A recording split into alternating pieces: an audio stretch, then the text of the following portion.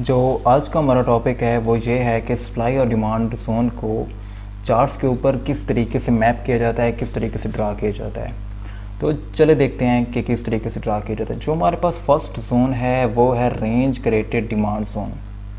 Price इस range के अंदर कंसोलिडेट करती रही। अभी ये H4 का है तो लोअर टाइम फ्रेम के अंदर ये काफ़ी बड़ी करेक्शन होगी और उसके बाद ये एक्सपेंशन, करेक्शन और एक्सपेंशन। तो चलें इसको मैप करते हैं। Highest high and lowest low of the zone. Now अभी ये जोन काफ़ी ज़्यादा बड़ा हो गया। H4 का है तो इतना जोन तो होता ही है। चलें अगर हम इसको रिफ़ाइन करना चाहें तो हम इसको लास्ट कैंडल तक रिफ़ाइन कर देते हैं, लास्ट सेल बिफोर बाय। अभी यहाँ पर एक और चीज़ मेंशन करना चाहूँगा कि जो ये वाली कैंडल है ये भी एक डिमांड जोन है। किस तरीके से ये इसके अंदर इंक्लूड क्यों होगी, क्योंकि ये जो कैंडल की विक है ये पहले ऊपर गई है, पहले कैंडल ऊपर गई है, विक मारी है और दोबारा से नीचे क्लोज हुई है। अभी ये H4 का टाइम फ्रेम है तो लोअर टाइम फ्रेम के अंदर ये एक कैंडल होगी जो कि पहले नीचे आई है, उसके बाद फिर एक बुलिश कैंडल बनी है और मोमेंटम आया है। तो हम इसको भी इंक्लूड करेंगे। मज़ीद जब हम लोअर टाइम फ्रेम के अंदर जाएंगे तो इसको रिफ़ाइन करेंगे तो ये भी इसके अंदर ही आ जाएगा। ओके, आप चाहें तो ये इस तरीके से आपका ये जोन बन जाएगा, लास्ट सेल बिफोर बाय।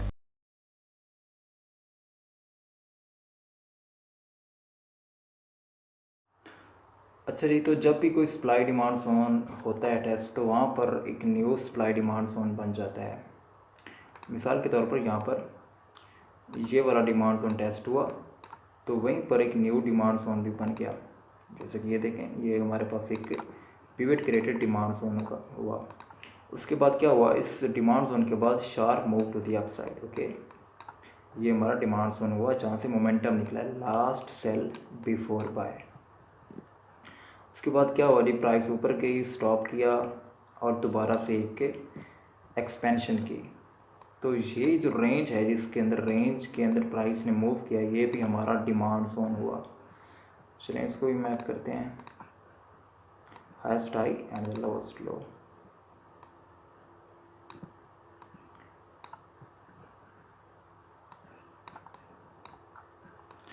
आप चाहें तो इसको रिफाइन कर सकते हैं लास्ट कैंडल तक, लास्ट इस कैंडल तक, ये जो लास्ट सेल वाली कैंडल है यहाँ तक आप इसको रिफाइन कर सकते हैं अपने जोन को। तो ये आपका एक पिवट क्रिएटेड डिमांड जोन हुआ।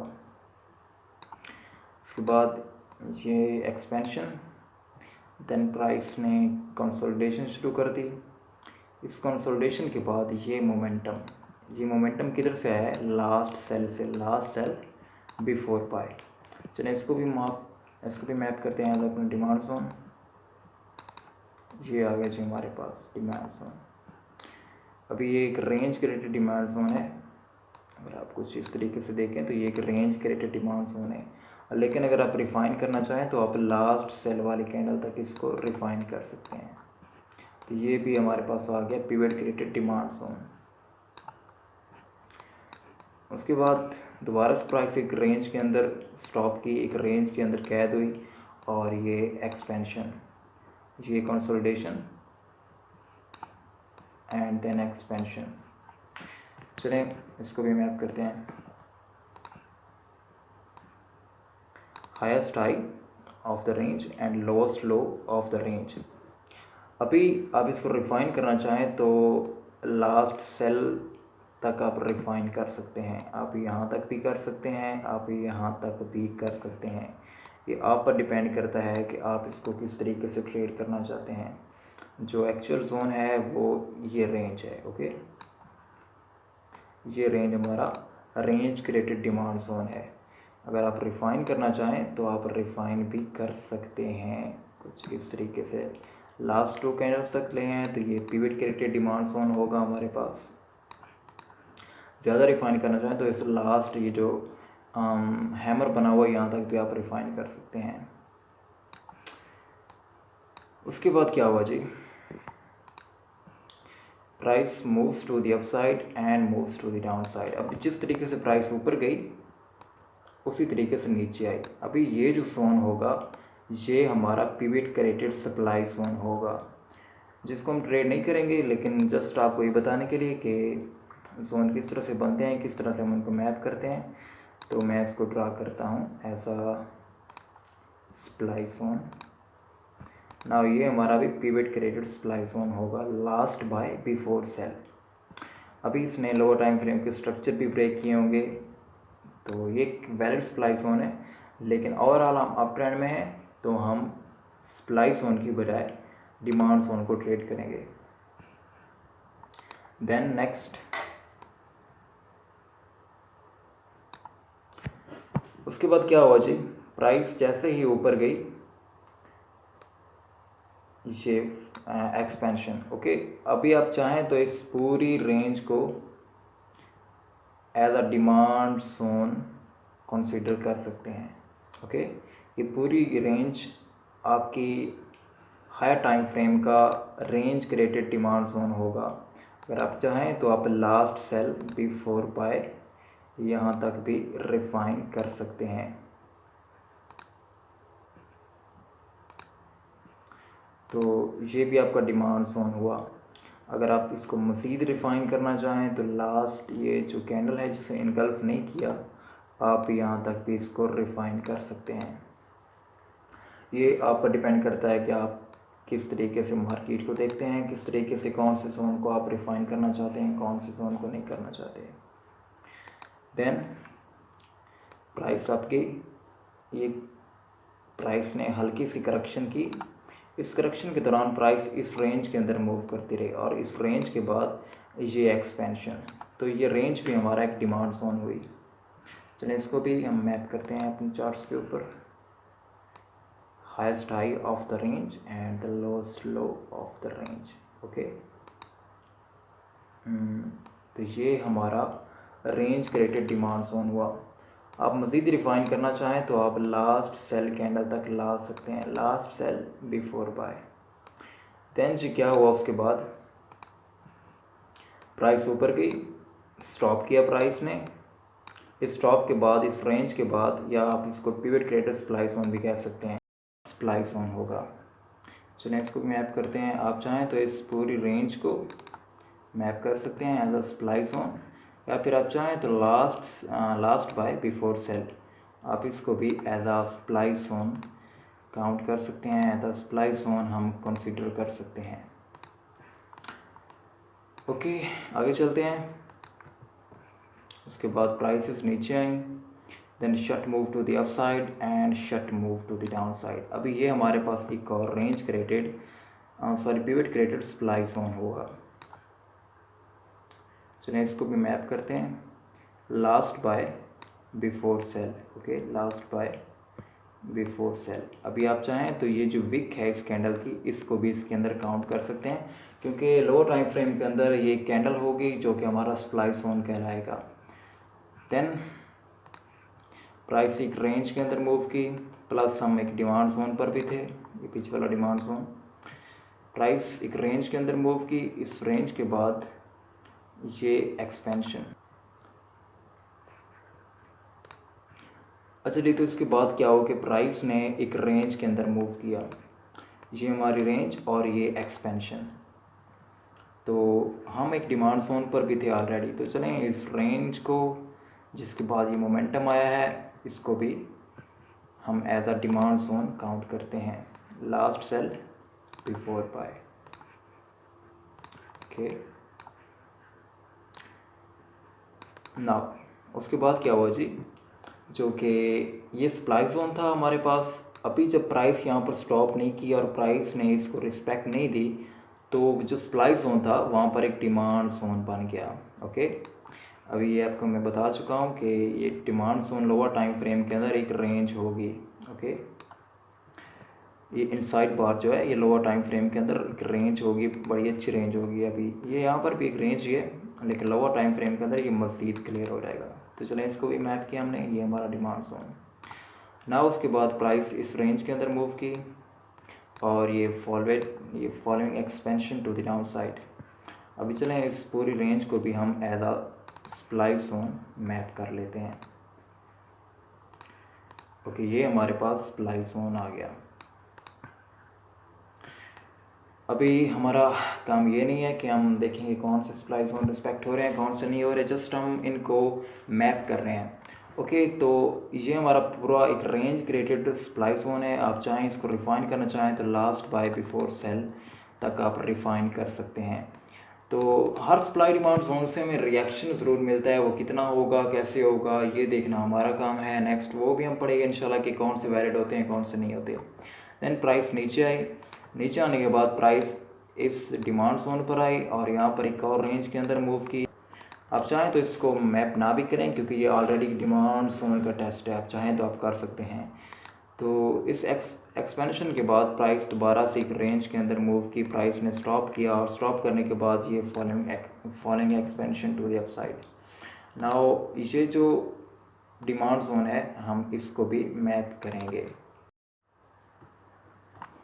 तो ये वाला जो डिमांड जोन है हम इसको भी काउंट करेंगे क्योंकि ये हमारा जो हमारे होते हैं पैटर्न्स, ये उनका हिस्सा हैं, ये रैली बेस रैली। तो हम इस डिमांड जोन को भी काउंट करेंगे। ओके, तो प्राइस ऊपर गई, देन प्राइस ने कंसोलिडेशन की, ये लोअर टाइम फ्रेम के अंदर एक अच्छी कंसोलिडेशन होगी। फिर आप इसको ये भी कह सकते हैं कि rapid move to the upside, rapid move to the down side. तो ये हमारा एक सप्लाई जोन हुआ लास्ट बाय बिफोर सेल।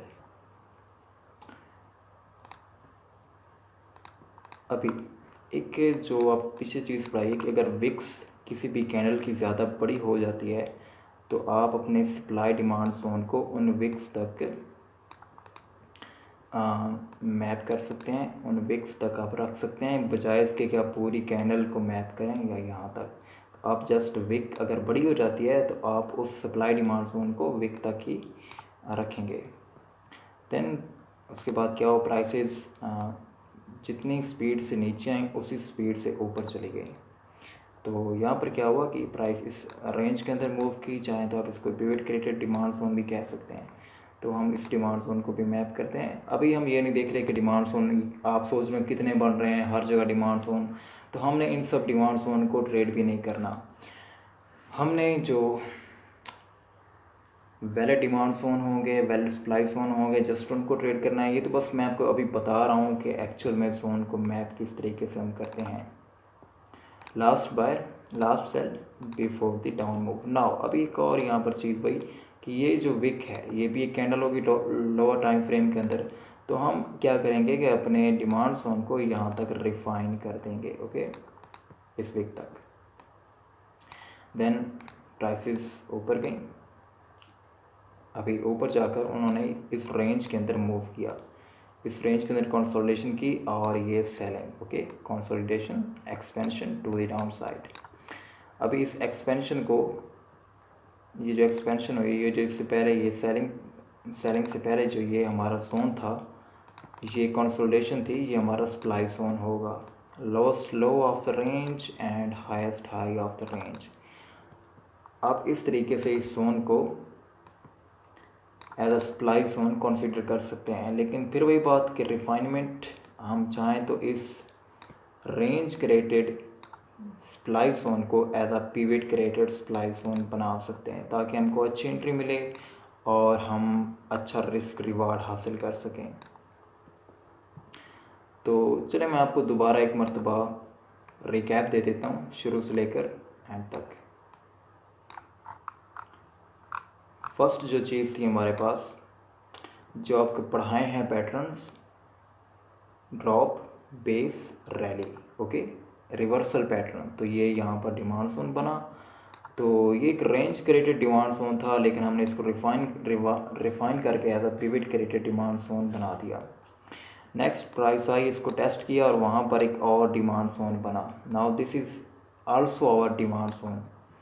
अगर आप आगे जाएंगे तो प्राइस ने यहाँ पर रिएक्ट ज़रूर किया होगा। तो हर सप्लाई डिमांड जोन पर हमें रिएक्शन ज़रूर मिलता है।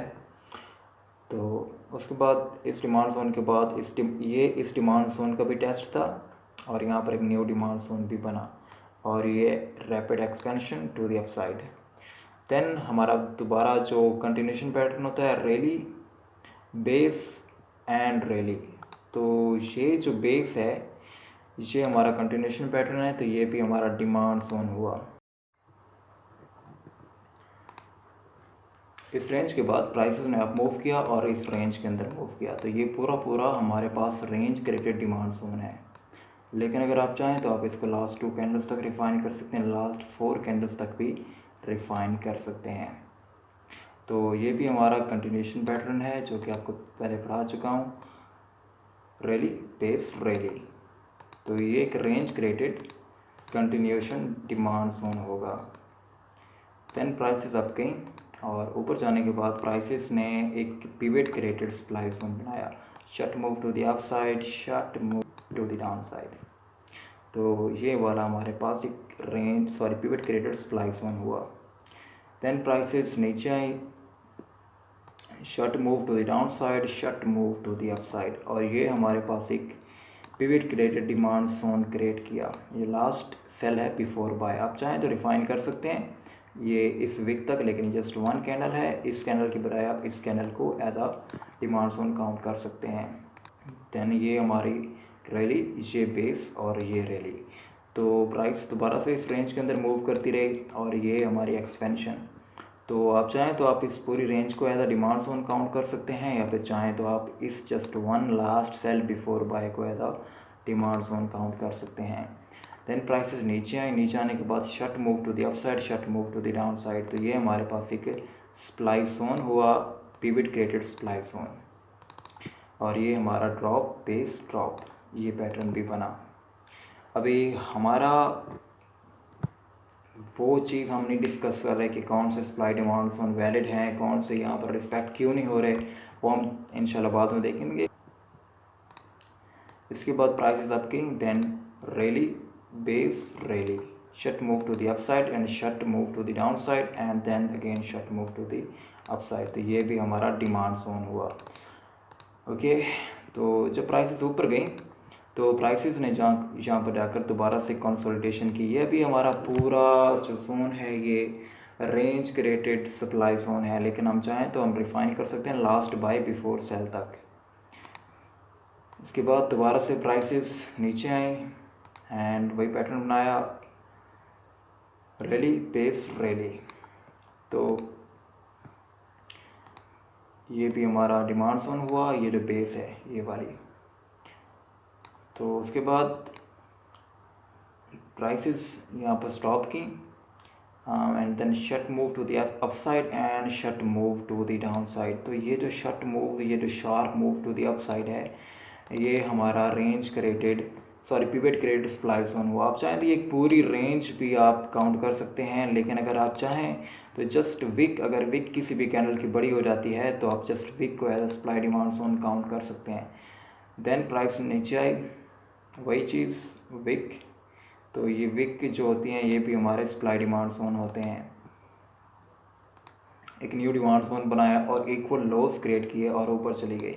अभी ये जो इक्वल लोस हैं यहाँ पर लिक्विडिटी होती है। इंशाल्लाह जब हम नेक्स्ट टाइम नेक्स्ट क्लासेस में जो लिक्विडिटी कॉन्सेप्ट को मुकम्मल डिस्कस करेंगे तो ये चीज़ें उसमें आ जाएंगी। देन प्राइसेस ने एक रेंज क्रिएट की और यहाँ पर एक सप्लाई जोन क्रिएट किया जो कि हमारा रिवर्सल पैटर्न है, rally base drop. And prices ने यहाँ पर डिमांड को रिस्पेक्ट की, देन सप्लाई जोन में टैप हुई। अभी ये हमारा, हम चाहें तो इसको एक रेंज क्रिएटेड सप्लाई जोन भी मान सकते हैं, चाहें रिफाइन करके पिवट क्रिएटेड सप्लाई जोन भी हम इसको बना सकते हैं। और ये यहाँ पर टैप हुई और ये सेल।